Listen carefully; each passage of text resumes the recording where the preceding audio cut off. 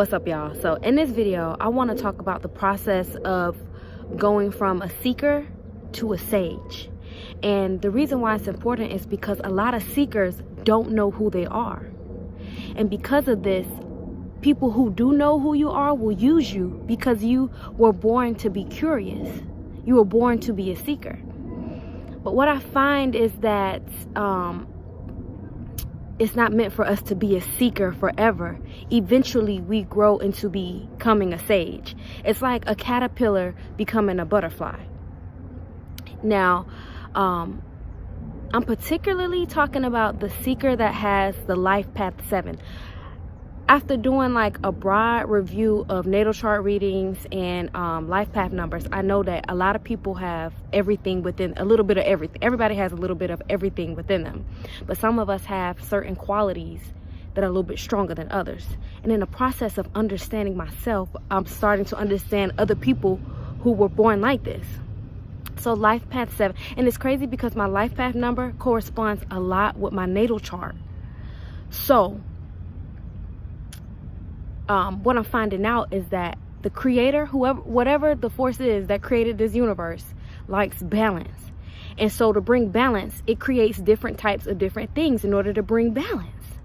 So the seeker was actually created by the universe in order to bring balance to each generation. So a seeker is born in every generation. We're spread out everywhere. We're spread out in every country. That's the seeker, right? The universe created us not so we don't normally focus on the microcosm. We don't focus on the small. We focus on the macrocosm. So we focus more on how everything is working together. And we see the patterns in societies. We see the patterns in the world. We see the patterns in people, in groups. We can see the pattern. And we're very observant. We're very observant. We don't necessarily stick to one point of view, but we're very open-minded. And a lot of times that path requires a lot of alone time. Not that we're lonely people, but we're alone because it's how we process the information. And a lot of times if people are around us with all their chitter chatter, it can interfere with what the creator designed us to be. So being alone is not a bad thing. It's just an opportunity for us to kind of tune in to our being, because we're born in every generation. We're born all over the place to bring balance to other things. So while other people might be so focused on the microscopic point of view of life, we're more focused on the mechanics and the macroscopic perspective of how things are working. Seekers are very, very important. And so what I've mapped out this process of a seeker to be, specifically life path number 7, is we go from this curiosity phase, like the seeker phase, and then we go into the seeker to being self-aware. Like we're aware of everything outside of us, and then we become self-aware. Then after becoming self-aware, we master ourselves. And after we master ourselves, we trust ourselves. And after we trust ourselves, we become the sage. And the sage brings balance to the things that other people cannot see, because they're so wrapped up into the being, and we're wrapped up into the mechanics of what's actually being or what's actually occurring around us. And so the process of becoming a sage includes trusting yourself. So to any seeker out there, we deal with a lot of people trying to persuade us what to believe, how to think, but we know better. And that's why we have to trust ourselves, because sometimes it's people that are very closed-minded, that are stuck in a certain way of being, and because of their closed-mindedness, they project that onto you. And as a seeker, you seek everything, so you don't necessarily deny what they say, you consider it. And the fact that you consider it, it kind of can bring a lot of confusion to a seeker. It can, but it's a process. Like I said, you're a caterpillar becoming a butterfly. You're a seeker becoming a sage. So that gift that you have that allows you to go and jump around to different groups and literally soak in so much information, because you're not thinking one way, you're soaking in all the information. This is so you can become a sage. What is a sage? A sage is someone who has attained the wisdom which a philosopher seeks. So a sage naturally attains wisdom because of the open-mindedness that we have. Now, should a seeker not become a sage, it could be because of people in your ear. That's why you have to trust yourself and know yourself, because you seek, you give other people a chance. Now, that process can be very tricky, because when you give people a chance, you kind of want to believe what they believe. But as a seeker, you cannot attach to what people believe. You can never attach to belief, because a belief is a process in the thought realm, and thoughts are temporary. Only the spirit is permanent. That's the only permanent thing about our universe, is the spirit, because we know it never goes away. It manifests itself through growing the trees, growing the grass, growing human beings, blowing the wind. It's here. That's the only thing that's permanent. But our thoughts and our physical matter is very temporary. So as a sage, we have to know not to get attached to information and indoctrination, so that we can help people.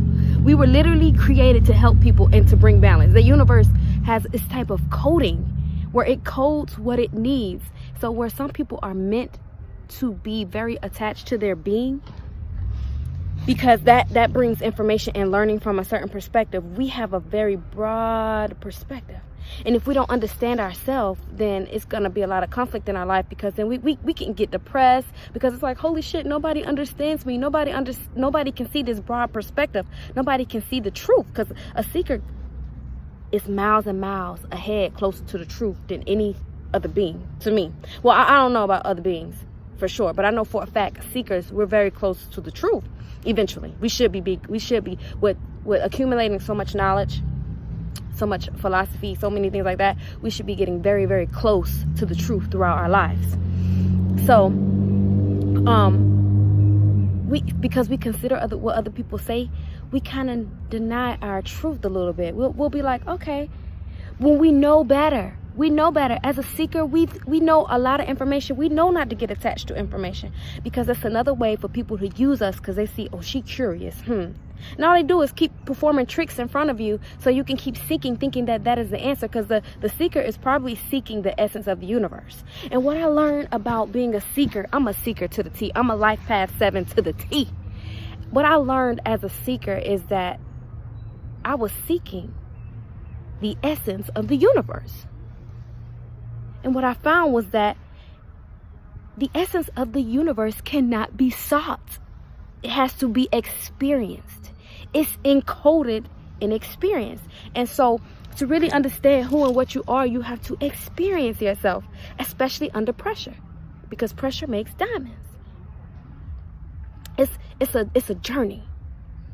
And a sage accumulates a lot of knowledge at a very young age. We can see through things at a very, very young age. And because a lot of people don't know who they are, they don't know who you are, they don't know how to uplift your natural gift, which you're supposed to be bringing balance and a broader perspective for people around you.